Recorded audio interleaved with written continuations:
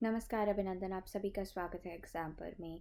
यहाँ पर हम कंप्लीट इडियम्स एंड फ्रेजेस की रिवीजन पार्ट 1 को कवर कर रहे हैं। जैसे कि आपको पता है कि राजस्थान पटवार के पेपर के अंतर्गत आपका इडियम्स एंड फ्रेजेस आएगा, और इस इडियम्स और फ्रेजेस के अंतर्गत, क्योंकि राजस्थान पटवार में उन्होंने आपको 4 टॉपिक्स दिए हैं, 4 टॉपिक्स के अंतर्गत आपका एक टॉपिक सिनोनिम्स एंटोनिम्स है, दूसरा इडियम्स फ्रेजेस है, तीसरा अपठित गद्यांश है, और चौथा जो आपका टॉपिक है वो है कॉमन एरर्स इन इंग्लिश। यानी कि 2 वोकैब बेस्ड टॉपिक हैं, एक ग्रामर बेस्ड टॉपिक है और एक रीडिंग कॉम्प्रिहेंशन का टॉपिक है। टोटल 4 टॉपिक आपके राजस्थान पटवार के पेपर के लिए बहुत ज़्यादा आवश्यक हैं। तो देरी नहीं करते हुए फटाफट से स्टार्ट करते हैं आज की इस क्लास को, जहाँ पर हम इडियम्स को अच्छी तरह से रिवाइज करेंगे। ठीक है बच्चे, देखिए कुछ बहुत ही कॉमन इडियम्स को देखते हैं। A bird in hand is better than 2 in a bush और worth 2 in a bush. That means कि अभी आपके पास जो चीज़ है वो ज़्यादा बेहतर है। ये नहीं ज़रूरी है कि आप बहुत ही ज़्यादा की कामना करते रहें, बहुत ही ज़्यादा चीज़ों की आशा करते रहें, जिसकी वजह से अभी जो आपके पास उपलब्ध चीज़ है वो भी आपके पास ना रहे। ठीक है, जैसे कि अगर आपके पास एक नौकरी है, आप एक ज़्यादा अच्छी नौकरी की तलाश में हैं, तो आप अपनी इस नौकरी को भी ठुकरा देते हैं। तो कोई आपको कह रहा है नहीं, don't resign because a bird in hand is worth 2 in a Bush is better than 2 in a Bush. जो अभी आपके पास है वो बहुत ही बेहतर है। ठीक है, having something is much better than, ठीक है, अभी जो आपके पास है ये बहुत ही बेहतर है रादर दैन कि आप रिस्क लें किसी और चीज़ के लिए। ठीक है, रादर दैन आप किसी और चीज़ के लिए रिस्क लें और उसे पूरी तरह से खो दें, उसे पूरी तरह से खो बैठे। So a bird in hand is better than 2 in a bush. ठीक है, ये चीज़ आपने यहाँ पर याद रखनी है। A leopard can't change his spots, a leopard can't change his spots, a leopard can't change his spots. बच्चे, a leopard can't change his spots का क्या अर्थ होता है? Leopard can't change his spots का अर्थ होता है जैसा आपका व्यक्तित्व है आप कभी भी उसे बदल नहीं सकते हैं। You can never change your behaviour या एटीट्यूड। जिस तरह के व्यक्ति आप हैं आप कभी भी उसको बदल नहीं पाएंगे, आप कभी भी उसको बदल नहीं सकते हैं। क्यों? क्योंकि अगर leopard can never change his spots. ठीक है, जैसे हम कह सकते हैं कि वो एक बुरा व्यक्ति है और वो हमेशा ही ऐसा रहेगा because a leopard can't change his spots. ठीक है, a leopard can't change his spots. तो ये आपका एक इंपॉर्टेंट मुहावरा हो जाता है। All Greek to me, all Greek to me का अर्थ होता है कि मुझे कोई चीज़ समझ में नहीं आ रही है, मेरे कोई चीज़ पल्ले नहीं पड़ रही है, मतलब बिल्कुल मीनिंगलेस है, बिल्कुल इनकॉम्प्रिहेंसिबल है, बिल्कुल आपके पल्ले ही नहीं पड़ रही है, बिल्कुल आपके समझ में ही नहीं आ रही है। It is all Greek to me, ये बिल्कुल ग्रीक है मेरे लिए। It is all Greek to me, it is incomprehensible, it is meaningless, ये बिल्कुल मेरे पल्ले ही नहीं पड़ रही है। It is all Greek to me, ये बिल्कुल मेरे पल्ले नहीं पड़ रही है। So it is all Greek to me, ये बिल्कुल ग्रीक है मेरे लिए, ये मेरे पल्ले नहीं पड़ रही है, ये ग्रीक है मेरे लिए। ठीक है, तो ये चीज़ आप यहाँ पर याद रख सकते हैं। At the drop of a hat, at the drop of a hat का अर्थ होता है इमीडिएटली किसी कार्य को करना। I can't provide you with the documents at the drop of a hat. At the drop of a hat मतलब किसी कार्य को तुरंत करना। At the drop of a hat मतलब किसी कार्य को तुरंत करना। At the drop of a hat मतलब किसी कार्य को तुरंत करना। ठीक है, at the drop of a hat. ठीक है, इस चीज़ को आप यहाँ पर याद रख सकते हैं। ठीक है, at the drop of a hat किसी कार्य को तुरंत करना। At the drop of a hat किसी कार्य को तुरंत करना। ठीक है, long in the tooth, long in the tooth से हमारा क्या अभिप्राय होता है बच्चे? लॉन्ग इन द टूथ से हमारा अभिप्राय होता है बुजुर्ग लोग। लॉन्ग इन द टूथ से हमारा क्या अभिप्राय होता है? बुजुर्ग लोग। ऐसे व्यक्ति जो कि बुजुर्ग हैं, ऐसे व्यक्ति जो कि ओल्ड हैं, उनके लिए हम लॉन्ग इन द टूथ का प्रयोग करते हैं। उनके लिए हम लॉन्ग इन द टूथ का प्रयोग करते हैं। उनके लिए हम लॉन्ग इन द टूथ का प्रयोग करते हैं। जो व्यक्ति बुजुर्ग हैं, जो व्यक्ति वृद्ध हैं, जो व्यक्ति बुजुर्ग हैं, उनके लिए हम लॉन्ग इन द टूथ का प्रयोग करेंगे। उनके लिए हम लॉन्ग इन द टूथ का प्रयोग करेंगे। उनके लिए हम लॉन्ग इन द टूथ का प्रयोग करेंगे। Van Gogh's ear for music, Van Gogh's ear for music, Van Gogh's ear for music मतलब आप बिल्कुल डोरे हो गए हैं, आपको कुछ सुनाई नहीं दे रहा है, आप बिल्कुल डेफ हैं। ठीक है, Van Gogh's ear for music, Van Gogh का जो ईयर था वो कटा हुआ था, वहीं से ही Van Gogh's ear for music, तो दैट मीन्स कि आप बिल्कुल डेफ हैं। ठीक है, दैट मीन्स कि आप बिल्कुल डेफ हैं। ठीक है, when pigs fly, ठीक है, सुअर कभी उड़ नहीं सकते हैं। तो कोई भी चीज़ जो इम्पॉसिबल है, कोई भी चीज़ जो इम्पॉसिबल है, when pigs fly। ठीक है, एक बार फटाफट से एक बार रिवाइज कर लेते हैं, ठीक है, जल्दी से एक बार रिवाइज कर लेते हैं, फिर आगे बढ़ते रहेंगे, ठीक है। हम लोगों ने पहले स्टार्ट किया, a bird in hand is better than और worth two in a bush, a bird in hand is better than और worth two in a bush, ठीक है। इसका क्या अभिप्राय था, इससे हमारा क्या तात्पर्य था बच्चे, इससे हमारा तात्पर्य था कि कोई चीज़ जो अभी आपके पास है वो बेहतर है रादर दैन कि आप सब्ज़बाज देख रहे हैं, शेख चिल्ली बन रहे हैं और किसी और चीज़ के बारे में सोच रहे हैं, ठीक है। दूसरा है, a leopard can't change it's spot, a leopard can't change it's spot. Leopard जो है वो कभी भी अपने स्पॉट्स को बदली नहीं कर सकता है। A leopard can't change his spots, leopard जो है वो कभी भी अपने स्पॉट्स को बदली नहीं कर सकता है, कभी भी वो अपने स्पॉट्स को चेंज नहीं कर सकता है। ऑल ग्रीक टू मी मतलब मेरे पल्ले नहीं पड़ रही है, मेरे लिए इनकॉम्प्रिहेंसिबल है, मीनिंगलेस है। At the drop of a hat, कोई चीज़ को तुरंत करना, इमीडिएटली करना, ठीक है। और साथ ही साथ में आपका आता है लॉन्ग इन द टूथ, जो लोग वृद्ध होते हैं, is long in the tooth, ठीक है। When goes ear for music, क्या आपको सुनाई नहीं दे रहा है। बाकी के भी आप इडियम्स को अच्छी तरह से देख लीजिएगा जो आपके पीडीएफ में है, ठीक है।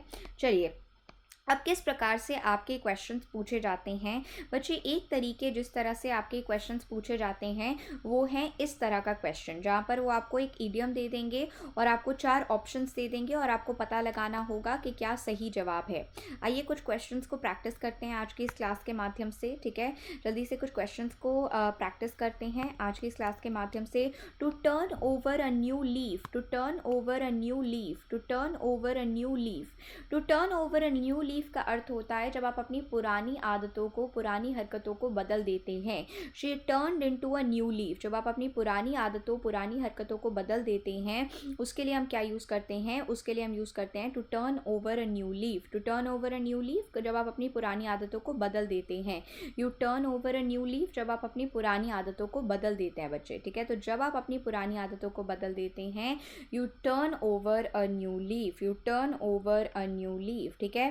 फिर एक आपका इडियम ये रहा, इसको सॉल्व करके बताइए। To wrangle over ass's shadow, to wrangle over ass's shadow, to wrangle over ass's shadow. To wrangle over ass's shadow का क्या तात्पर्य होता है बच्चे, to wrangle over ass's shadow का अर्थ होता है कि आप किसी तुच्छ मुद्दे पे बहस कर रहे हैं। जब भी आप किसी तुच्छ मुद्दे पे बहस करते हैं, when you quarrel over trifles, जब आप क्वारल करते हैं ट्रिफल्स के ऊपर, तुच्छ मुद्दों पे जब आप बहस करते हैं, उसके लिए हम कहते हैं wrangle over an ass's shadow. To quarrel over, to quarrel over trifles, ठीक है। जब आप बहुत ही तुच्छ मुद्दों पर बहस करते हैं, you quarrel over trifles, that is to wrangle over an ass's shadow, to wrangle over an ass's shadow. To be at loggerheads, to be at loggerheads, जब आपकी लड़ाई हो रखी होती है, जब आप एनिमिटी में होते हैं किसी और के साथ, हॉस्टाइल होता है कोई और व्यक्ति, तो क्या हो रहा है, you are at loggerheads. तो क्या हो रहा है, you are at loggerheads, ठीक है। आपका मनमुटाव हो गया, किसी के साथ बहस हो गई है, you are at loggerheads, you are at loggerheads, ठीक है। आप उस व्यक्ति के लॉगर हेड्स में हैं, you are at loggerheads with that person, ठीक है। तो ये चीज़ आपने यहाँ पर याद रखनी है। फिर बच्चे एक तरीका आता है आपके fill in the blanks questions का। फिल इन द ब्लैंक्स के तरीके से भी आपको इडियम्स और फ्रेजेस के क्वेश्चंस पूछे जाते हैं, ठीक है। तो ये आपने याद रखना है कि आपके इडियम्स और फ्रेजेस के जो क्वेश्चंस हैं, ठीक है, आपके इडियम्स और फ्रेजेस के जो क्वेश्चंस हैं, ये आपके fill in the blanks question की तरह भी आते हैं। ये आपके fill in the blanks questions की तरह भी आते हैं, ठीक है। जैसे एक एग्जाम्पल देखते हैं। Trust me, I got this news. Trust me, I got this news straight from the horse's mouth. तो जब आपको कोई न्यूज़ एकदम मिलती है, जो व्यक्ति जो इन्वॉल्व था, यू से I got this news from the horse's mouth. I got this news from the horse's mouth. I got this news from the horse's mouth. ठीक है, तो ये आपका सही जवाब हो जाता है। After the disappointing sales, the company decided to pull the plug. Pull the plug किसी चीज़ को ख़त्म कर देना, पुल द प्लग किसी चीज़ को ख़त्म कर देना, पुल द प्लग किसी चीज़ को ख़त्म कर देना, ठीक है। We decided to pull the plug, we decided to pull the plug. The latest weather forecast was a dash to swallow. जल्दी से इसे सॉल्व करके बताइए ये क्या आपका सही जवाब हो जाएगा। इस क्वेश्चन का क्या आपका सही जवाब हो जाएगा बच्चे, जल्दी से बताइए। The latest weather forecast was a bitter pill to swallow, was a bitter pill to swallow, was a bitter pill to swallow. Bitter pill to swallow का क्या अर्थ हो जाता है बच्चे? Bitter pill to swallow का अर्थ हो जाता है कि कोई चीज़ आपके लिए बहुत ही मुश्किल थी स्वीकार करना। किसी चीज़ को स्वीकार करना आपके लिए बहुत मुश्किल था। किसी चीज़ को स्वीकार करना बहुत मुश्किल था। बच्चे आपका फ्रेज है कैच 22। आपका फ्रेज क्या है? आपका फ्रेज है catch 22। Going into business in that town was a catch 22। Catch 22 मुश्किल। कोई भी ऑप्शन आप सिलेक्ट नहीं कर सकते हैं, दोनों ही बहुत ही ज़्यादा मुश्किल टॉपिक्स हैं, दोनों ही बहुत ही ज़्यादा मुश्किल टॉपिक्स हैं और आप चुनाव नहीं कर पा रहे हैं, ठीक है। और आप चुनाव नहीं कर पा रहे हैं, उसके लिए बच्चे हम कैच 22 शब्द का प्रयोग करते हैं। Since we announced the sale, the telephone has been ringing off the hook. Ringing off the hook मतलब endlessly. Ringing off the hook यानी कि endlessly. Ringing off the hook का क्या अर्थ हो जाता है बच्चे? Ringing off the hook का अर्थ हो जाता है endlessly, ठीक है। endlessly कोई चीज़ चलती जा रही है, ठीक है। चलिए आइए अब कुछ क्वेश्चंस, ये तो बात होगी एक तरह की इंट्रोडक्शन की, आइए कुछ क्वेश्चंस को सॉल्व करते हैं। ये आपका क्वेश्चन है, जल्दी से बताइए कि इसका क्या सही जवाब है। To turn up one's nose at a thing, to turn up one's nose at a thing, इसका क्या अर्थ हो जाता है? To turn up one's nose at a thing, to turn up one's nose at a thing, इससे हमारा क्या तात्पर्य होता है? जल्दी से बताइए।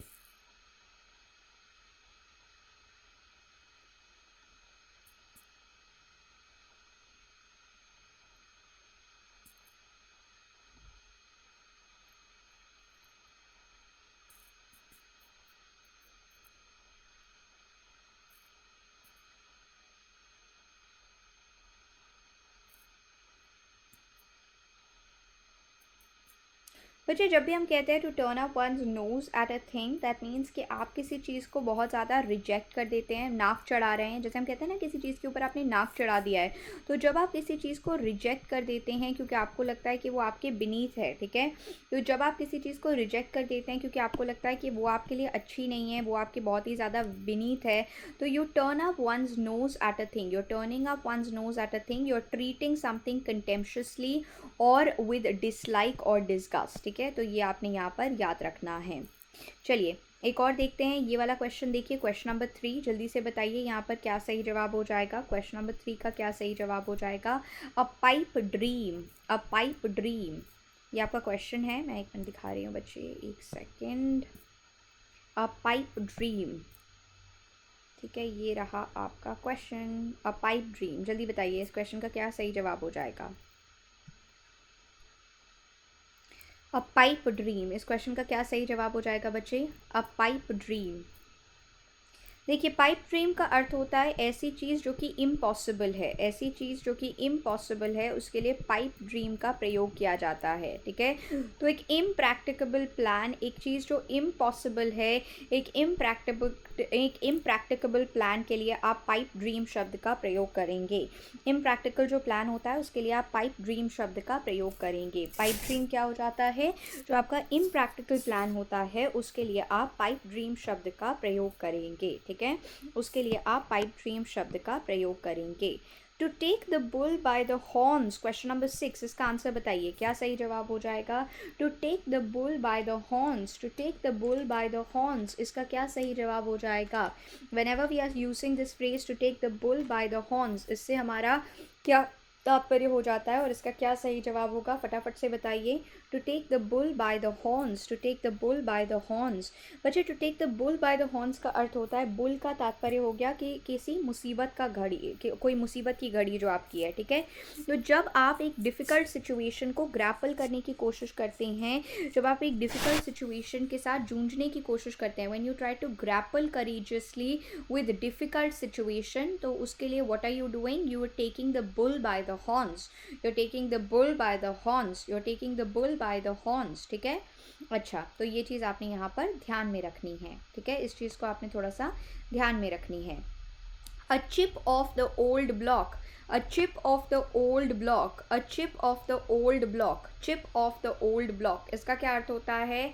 हम कहते हैं ना he is a chip off the old block. Chip off the old block का अर्थ हो जाता है जब आप अपने पूर्वजों की कैरेक्टरिस्टिक्स को अपना लेते हैं, जब आप अपनी पूर्वजों की कैरेक्टरिस्टिक्स को अपना रहे हैं, you take a chip off the old block, you are taking a chip off the old block. जब आप अपने पूर्वजों की कैरेक्टरिस्टिक्स को अपना लेते हैं, आप क्या कर रहे हैं बच्चे? आप you are taking a chip of the old block, you're taking a chip of the old block। आप क्या कर रहे हैं? you're taking a chip of the old block, chip of the old block, आप chip of the old block ले रहे हैं, ठीक है? chip of the old block ले रहे हैं, ठीक है? इस चीज़ को आपने थोड़ा ध्यान में रखना है।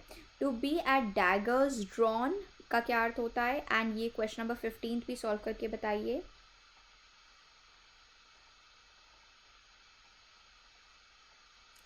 To be at daggers drawn, to be at daggers drawn का अर्थ होता है जब आप बहुत ज़्यादा हॉस्टाइल हैं, आपकी दुश्मनी है किसी के साथ, so that is when we are using to be at daggers drawn, to be at daggers drawn, ठीक है? To be at daggers drawn, to be at daggers drawn.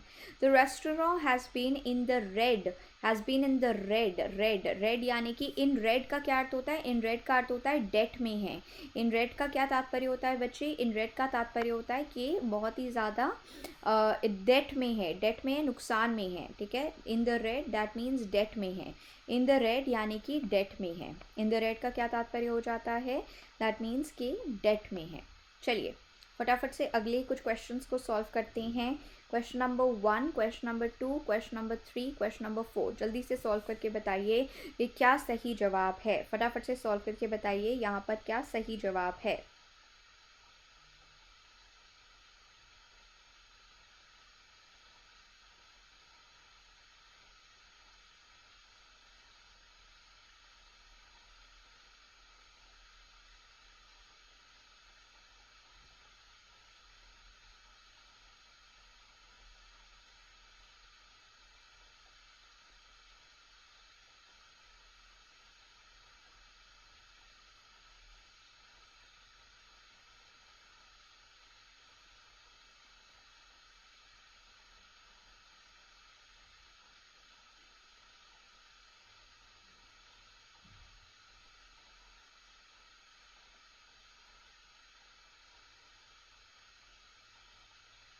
To smell a rat से हमारा क्या तात्पर्य हो जाता है बच्चे? टू स्मेल अ रैट से हमारा तात्पर्य हो जाता है जब आप पकड़ लेते हैं कि कोई आपके साथ धोखेबाजी करने वाला है। I could smell a rat in the transaction, I could smell a rat in the transaction. So smell a rat का क्या तात्पर्य हो जाता है?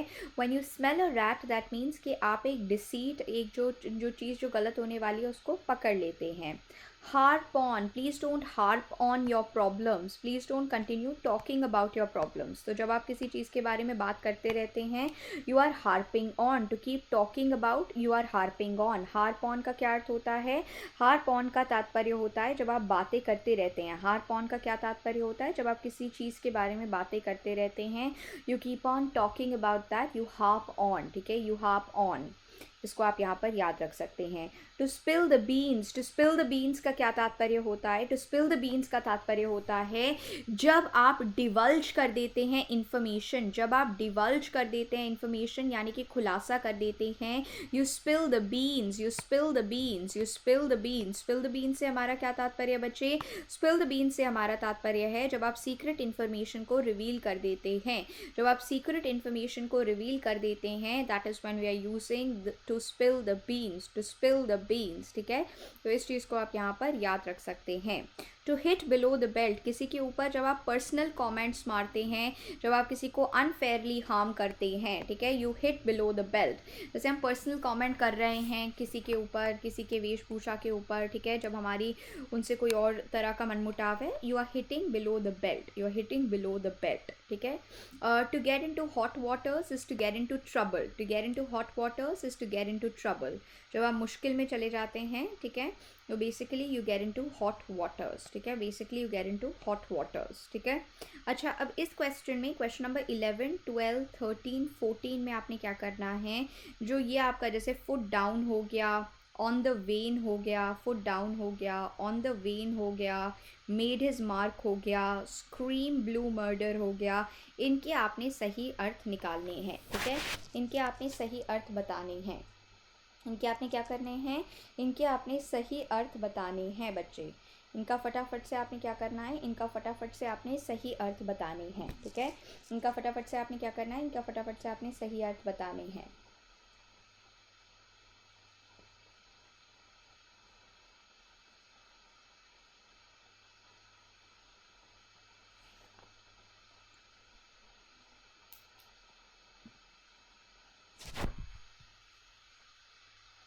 चलिए, harassed by repeated acts of injustice, he decided to put his foot down. To put his foot down. To put his foot down, that means not accept. I put my foot down, not accept. जब आप accept नहीं करते हैं, ठीक है, तो जब आप accept नहीं कर रहे हैं, you're putting your foot down. जब आप accept नहीं कर रहे हैं, you're putting your foot down. To not yield. To not yield is when you put your foot down. To not yield is when you put your foot down. ठीक है, तो to put your foot down जब आप मानते नहीं हैं, ठीक है, to put your foot down जब आप मानते नहीं हैं, ठीक है। On the wane that means कम हो रहा है, डिक्लाइन हो रहा है, ढलांग हो रहा है। On the wane that means कम हो रहा है, ढलांग हो रहा है, डिक्लाइन हो रहा है। Her popularity is on the wane, decline हो रही है, growing less, it is growing less, ठीक है, it is growing less. Made his mark that means उन्होंने निपुणता हासिल कर ली है, बहुत ही ज़्यादा काबिलियत हासिल कर ली है, डिस्टिंग्विश्ड हो गए हैं उस क्षेत्र में, डिस्टिंग्विश्ड हो गए हैं उस क्षेत्र में, डिस्टिंग्विश हो गए हैं उस क्षेत्र में। स्क्रीम ब्लू मर्डर, जब आप बहुत ज़्यादा तेज़ी से चिल्लाते हैं किसी चीज़ के बारे में, बहुत ज़्यादा हल्ला गुल्ला करने लग जाते हैं, you are screaming blue murder, you are screaming blue murder, you are screaming blue murder, ठीक है। आप क्या कर रहे हैं बच्चे, आप स्क्रीम कर रहे हैं blue murder, you are screaming blue murder, ठीक है। इस चीज़ को आपने ध्यान रखना है। तो यहाँ पर हम लोगों ने कुछ आपके इडियम्स को कवर किया, इनको ध्यान से अच्छी तरह से देख लीजिएगा। हम आगे भी रिविजन करते रहेंगे इडियम्स के क्वेश्चंस की। अगर इन सारे इडियम्स में आपको कोई भी डाउट हो तो उसे ज़रूर बता दीजिएगा। अच्छी तरह से इन इडियम्स को अपने फिंगर टिप्स पे कर लीजिएगा। अन्य क्वेश्चंस भी जो इस PDF में है उन्हें भी अच्छी तरह से सॉल्व कर लीजिएगा। बहुत बहुत धन्यवाद।